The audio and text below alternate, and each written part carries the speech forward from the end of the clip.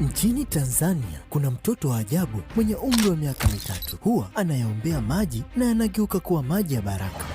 Maji haya ya baraka huponya watu magonjwa mbalimbali na hata baadhi ya maradhi ambayo madaktari hawawezi kuyatibu. Amewaponya watu wengi, sio mmoja wala 10, bali ameponya watu wengi wenye magonjwa tofauti tofauti, na amekuwa maarufu kwa sababu ya miujiza anayofanya. Kitu cha kustaajabisha ni kwamba kama ilivyo kawaida, binadamu huzaliwa baada ya miezi 9, lakini mtoto huyu amekaa tumboni kwa mama yake kwa muda wa miaka 3 na alianza kuzungumza akiwa na umri wa miezi 7. Je, ni mtoto wa aina gani huyu? Hata aponye vichaa, anaponya viziwi, anaponya kansa na kufukuza roho chafu pamoja na mapepo. Anapata wapi mamlaka haya? Na ni mtoto wa aina gani anayewafanya watu kutoka nchi mbalimbali duniani kote kwa ajili ya uponyaji wake?